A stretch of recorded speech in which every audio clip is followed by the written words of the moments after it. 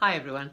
If you follow me on Instagram, you may have seen that I've been doing a trial of a particular kind of vitamin C supplement that I've been taking for 3 months to see if it will improve my skin.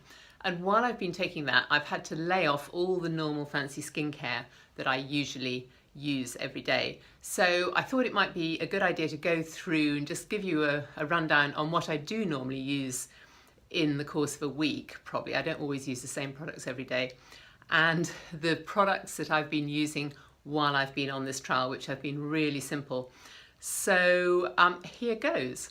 I would start, of course, with a cleanser, and I would normally go for a cleanser that's going to give me quite a deep cleanse, do something a bit more than simply lifting the dirt off my face. So I like products with glycolics in them. I've got a whole range of things lined up here, tantalizingly, almost out of sight, but I'm going to run through those. So I like Dr. Levy's, can you see that here? Dr. Levy's 3 Deep. This is a cleanser and a mask. It's got glycolic in it, so it gives you a bit of exfoliation at the same time. I also love the Neostrata glycolic cleanser, which for some reason I can't lay my hands on just now. And then after cleansing, I would use a serum. At the very least, I would use a vitamin C serum, perhaps. Medicates. This is called CE Tetra, very nice concentrated vitamin C. Vitamin C good for brightening and for managing pigmentation. This is a lovely one from the Hero project. It's called Vit C30, or brand new SkinCeuticals Floritin. Can't wait to crack this open, but have not been able to do so far. And then a couple of vitamin C's that I use at night just to confuse things, but these are others in my vitamin C toolkit. There's a lovely one from DCL and there's a great one from The Ordinary. These are both quite strong and these go on overnight. But so vitamin C would be my first stop. If my skin was feeling a bit dry, I would use a hyaluronic acid to hydrate and soften it up that bit more. Hyaluronic acid holds many times its own weight in water, and so it will sit in the top layers of the skin, hanging onto water, plumping the skin up, keeping it all feeling more comfortable.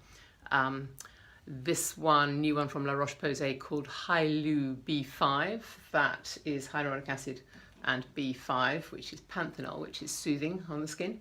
Lovely one from The Ordinary, hyaluronic acid, does what it says. Love The Ordinary. Here's a Novexpert Hyaluronic, it's French, Serum Hyaluronic, very nice. And this one with a very pretty box from Skin Design, just hydrating H2O Intense Luxe it's called. And this, like the others, has multi-molecular hyaluronic acids in it. And the multi-molecular means it has different size molecules of hyaluronic acid, so they sink into different depths in your skin and bulk up the lower layers, the middle bits, the top bits.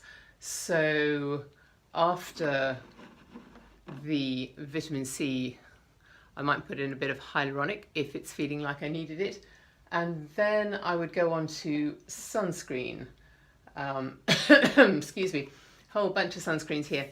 We've got SkinCeuticals. I like this brightening UV defense particularly among their many offerings. Alpha H Protection Plus SPF 50, that's tinted, so that gives a nice overall smoothing tint to your face. Very nice PCA weightless protection. Exuviance Daily Protector. I'm not getting these to show up very well. Maybe I'll drop in images of them. That's lovely. Again, that works like a tinted moisturizer. And my perennial standby, the La Roche-Posay Antelios Extra Light. So this is extra light, but I find it's plenty moisturizing enough. So that would be what I'd use in the morning, except I know 2 of those vitamin C's were nighttime. But anyway, you get the gist.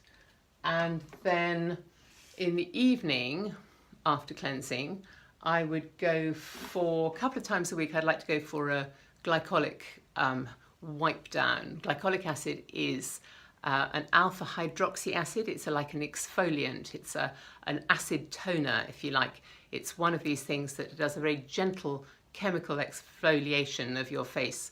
It dissolves the glue that holds those dead skin cells onto the surface of the skin. So a quick wipe down with one of these and with nothing put on top will brighten your skin up and help it hydrate itself better, also helps with pigmentation. So this is one of my absolute favourites, always have this on the go. This is Alpha H Liquid Gold. There's a new one here waiting to be used because I haven't been able to use it, from Ren, Ready Steady Glow. This is not glycolic, this has got lactic acid in it, which, like glycolic, is an alpha hydroxy acid, but it's lactic acid, which is a bit weaker. So if your skin is on the sensitive side, this might be the one to start with.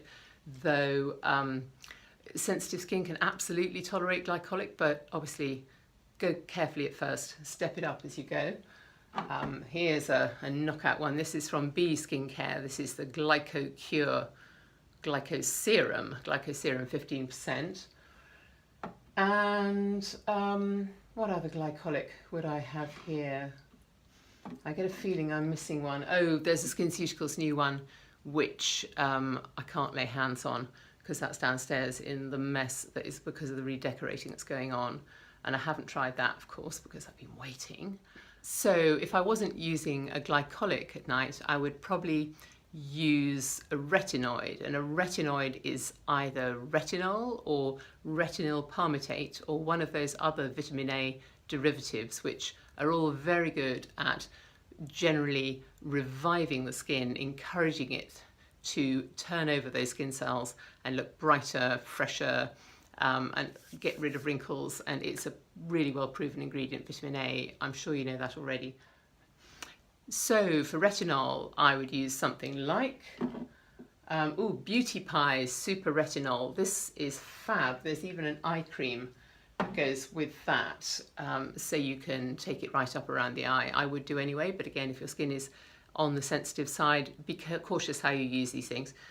Murad's Retinol Serum, Retinol Youth Renewal Serum. That's lovely. We've got the ordinary advanced retinoid. I think this is now called Gran Active Retinoid 2%. As I say, the ordinary is a perennial bathroom shelf staple. And lovely ones from Lixir. This is the Night Switch Serum, which goes, oops, no, I picked up the wrong one. That's the glycolic one, excuse me. This is the retinol one. And Lixir is a brand that you get the universal emulsion here, and you can mix in whatever you like, in this case the retinol. This is a retinol 1%.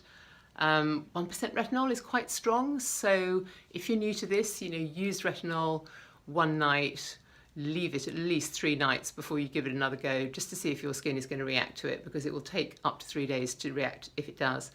And then if all is fine, step up from there, but go cautiously. And if you are mixing it with another product or putting a cream on top, like a moisturizer on top, then that will reduce the effect of it, so that will make it slightly gentler.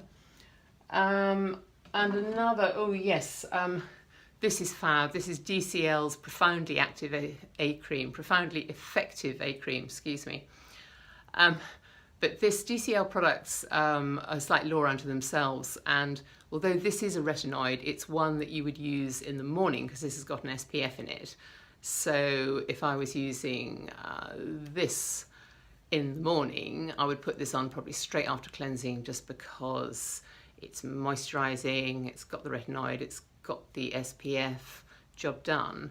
And then I would use something else like the glycolic in the evening. And if I wasn't using either a glycolic or a retinoid or a very strong overnight vitamin C, because sometimes those come around in the evening as well, just to confuse you.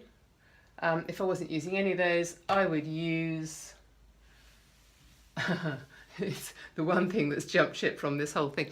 I would use something like the SkinCeuticals Triple Lipid Restore, which is a very basic and lovely night cream. I say basic, but in that it hasn't got any scary, aggressive ingredients in it, but it's fab, and it's got cholesterol and ceramides in it, more cholesterol than ceramides, because that is what has been shown to be really good for older skin. Like mine, it just goes on, sinks in, feels smooth, makes your skin barrier that much stronger. So that is my normal regime. And now I'll move on to the pared down version. And for the more basic skincare regime, well, it's pretty straightforward. I use a creamy cleanser. This is a Lovely SkinCeuticals one, Gentle Cleanser Cream.